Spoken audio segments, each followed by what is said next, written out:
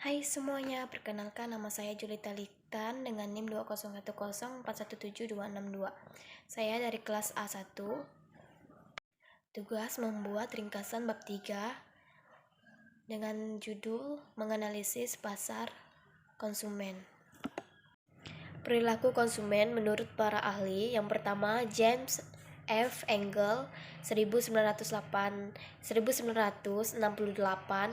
berpendapat bahwa perilaku konsumen didefinisikan sebagai tindakan-tindakan individu yang secara langsung terlibat dalam usaha memperoleh dan menggunakan barang-barang jasa ekonomis, termasuk proses pengambilan keputusan yang mendahului dan menentukan tindakan-tindakan tersebut. Sedangkan menurut David L. London dan Albert J. Delavitte 1984 mengemukakan bahwa perilaku konsumen dapat didefinisikan sebagai proses pengambilan keputusan dan aktivitas individu secara fisik yang dilibatkan dalam proses mengevaluasi, memperoleh, menggunakan atau dapat mempergunakan barang-barang dan jasa. Yang ketiga, menurut Gerald Zalman dan Melanie Waldorf 1979. Yang ketiga, menurut Zalman dan Melanie Waldorf 1979 menjelaskan bahwa perilaku konsumen adalah tindakan-tindakan proses dan hubungan sosial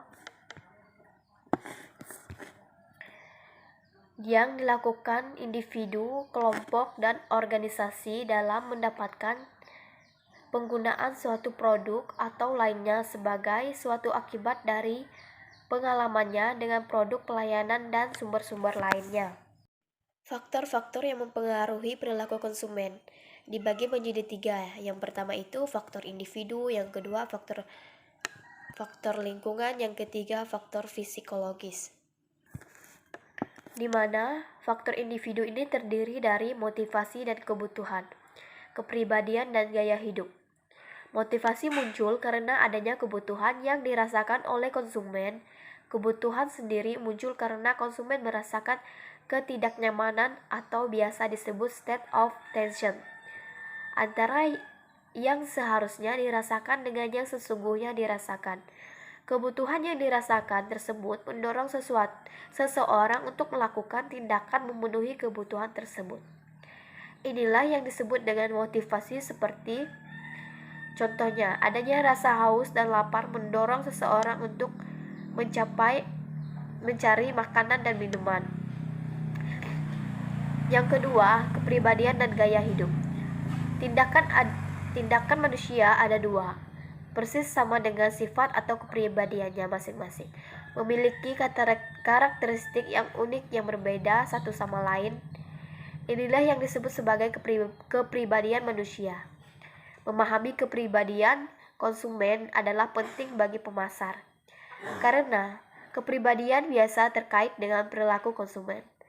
Perbedaan dalam kepribadian konsumen akan mempengaruhi perilaku yang memilih atau membeli produk, karena konsumen akan membeli barang yang sesuai dengan kepribadiannya. Faktor yang kedua yaitu faktor lingkungan. Faktor lingkungan ini terdiri dari budaya dan demografi, kelompok referensi, kelas sosial. Budaya dan demografi. Budaya merupakan suatu kepercayaan, nilai-nilai, dan kebiasaan yang dipelajari seseorang, yang dapat mengarahkan seseorang tersebut dalam menggunakan suatu barang atau jasa. Kepercayaan dan nilai-nilai tersebut, kebiasaan itu dapat muncul bila seseorang melakukan interaksi atau hubungan dan saling mempengaruhi dalam berperilaku.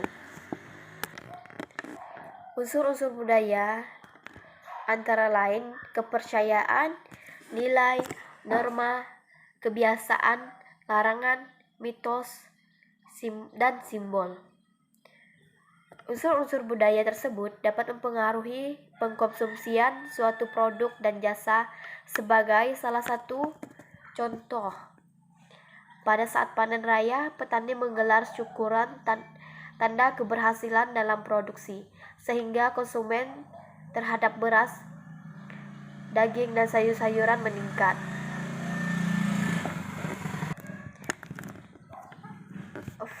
Kelompok frekuensi. Kelompok adalah dua atau lebih yang berinteraksi untuk mencapai sasaran perorangan maupun bersama, seperti kelompok persahabatan, kelompok pekerja, kelompok belajar, atau mahasiswa, kelompok aksi konsumen, dan lain-lain. Banyak sekali hal yang dapat kita dapatkan dari kelompok. Yang pertama, informasi dan pengalaman. Yang kedua, kredibilitas, daya tarik, dan kekuatan kelompok rujuk.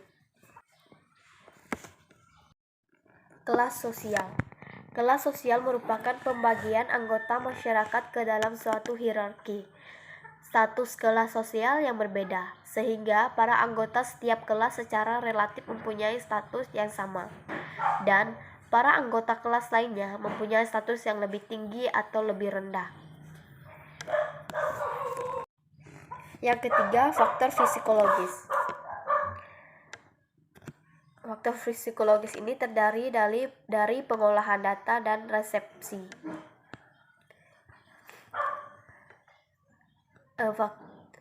Apa yang didengar oleh telinga, apa yang dilihat oleh mata, dan apa yang dicium oleh hidung, itulah yang disebut dengan stimulus.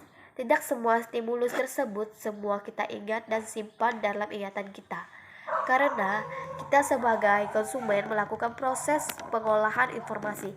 Stimulus biasanya berbentuk produk, nama merek, kemasan, iklan, nama produsen,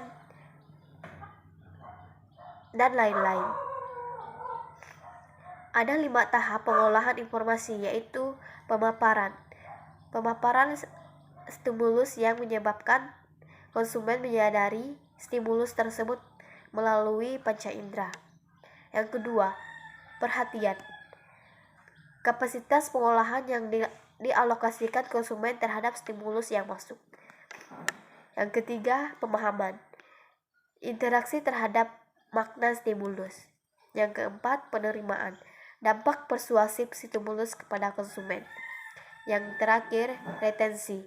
Pengalihan makna stimulus dan persuasi ke ingatan jangka panjang. Proses keputusan pembeli. Keputusan pembeli merupakan pemikiran di mana individu mengevaluasi berbagai pilihan dan memutuskan pilihan pada suatu produk dari sekian banyaknya pilihan. Keputusan pembeli adalah tahap dalam proses pengambilan keputusan, di mana konsumen benar-benar membeli. Langkah-langkah pengambilan keputusan pembeli seorang konsumen. Keputusan membeli atau mengonsumsi suatu produk dengan merek tertentu akan diawali oleh langkah-langkah sebagai berikut. Yang pertama, pengenalan kebutuhan. Pengenalan kebutuhan muncul ketika konsumen menghadapi suatu masalah, yaitu suatu keadaan di mana terdapat perbedaan antara keadaan yang diinginkan dan keadaan yang sebenarnya terjadi. Kebutuhan harus diaktifkan terlebih dahulu sebelum ia bisa dikenali. Ada beberapa faktor yang mempengaruhi pengaktifan kebutuhan, yaitu waktu, perubahan situasi, pemilikan produk, konsumsi produk, perbedaan individu, pengaruh pemasar. Yang kedua, pencarian informasi. Pencarian informasi mulai dilakukan ketika konsumen memandang bahwa kebutuhan tersebut bisa dipenuhi dengan membeli dan mengonsumsi suatu produk. Pencarian informasi bisa melalui informasi internal maupun eksternal. Faktor-faktor yang mempengaruhi pencarian informasi adalah faktor risiko. Faktor risiko produk yaitu keuangan, fungsi psikologis, waktu, sosial, dan fisik. Yang kedua, faktor karakteristik konsumen terdiri dari pengetahuan dan pengalaman konsumen, kepribadian, dan karakteristik demografik. Yang ketiga, faktor situasi terdiri dari waktu yang tersedia untuk belanja, jumlah produk yang tersedia, lokasi toko, ketersediaan informasi, kondisi psikologis konsumen, resiko sosial dari situasi tujuan belanja. Evaluasi alternatif. Evaluasi alternatif adalah proses mengevaluasi pilihan produk dan merek dari memilih sesuatu dengan yang diinginkan konsumen. Yang kedua, tindakan pembeli. Setelah menentukan pilihan produk, maka konsumen akan melanjutkan proses berikutnya, yaitu melakukan tindakan membeli produk atau jasa tersebut. Yang ketiga, pengkonsumsian suatu produk. Untuk mengetahui konsumsi produk yang lebih mendalam, maka seorang pemasar harus mengetahui 3 hal, yaitu frekuensi konsumen dan jumlah konsumsi dan tujuan konsumsi.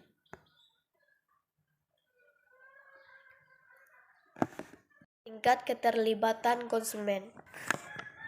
Keterlibatan adalah status motivasi yang menggerakkan serta mengarahkan proses kognitif dan perilaku konsumen saat mereka membuat keputusan. Keterlibatan dapat diartikan sebagai tingkat hubungan personal yang dirasakan individu yang mempengaruhi pengambilan keputusan yang menyangkut nilai-nilai dari dasar tujuan dan pemahaman akan produk tersebut.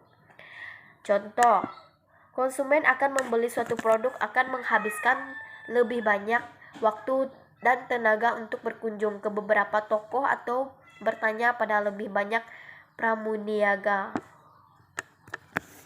Tingkat keterlibatan konsumen. Keterlibatan adalah status motivasi yang menggerakkan serta mengarahkan proses kognitif dan perilaku konsumen saat mereka membuat keputusan. Keterlibatan dapat diartikan sebagai tingkat hubungan personal yang dirasakan individu yang mempengaruhi pengambilan keputusan yang menyangkut nilai-nilai dari dasar tujuan dan pemahaman akan produk tersebut. Contoh, konsumen akan membeli suatu produk akan menghabiskan lebih banyak waktu dan tenaga untuk berkunjung ke beberapa toko atau bertanya pada lebih banyak pramuniaga. Mental accounting atau akuntansi mental adalah sebuah fenomena seorang membagikan uang dalam beberapa akun atau rekening terpisah berdasarkan tujuan dan sumber uang tersebut. Akuntansi mental atau mental accounting mengacu pada cara konsumen mengodekan, mengkategorikan, dan mengevaluasikan hasil finansial dan dari pilihan secara resmi. Akuntansi mental adalah kecenderungan untuk mengkategorikan dana atau item nilai meskipun tidak ada basis logis untuk kategori tersebut. Misalnya, orang memisahkan tabungan ke rekening yang berbeda untuk memenuhi tujuan yang berbeda, meskipun dana dari kedua rekening dapat diterapkan dan ke berbagai tujuan. Menurut Richard Taylor dari Chicago, ada 4 prinsip penting dalam mental accounting. Yang pertama, konsumsi cenderung memilihkan pendapat. Yang kedua, konsumen cenderung mengidentifikasikan kerugian. Yang ketiga, konsumen cenderung mengidentifikasikan kerugian lebih kecil daripada pendapatan lebih besar. Yang keempat, konsumen cenderung memisahkan pendapatan kecil dari kerugian besar. Sekian ringkasan bab 3 saya. Lebih dan kurangnya saya mohon maaf. Terima kasih.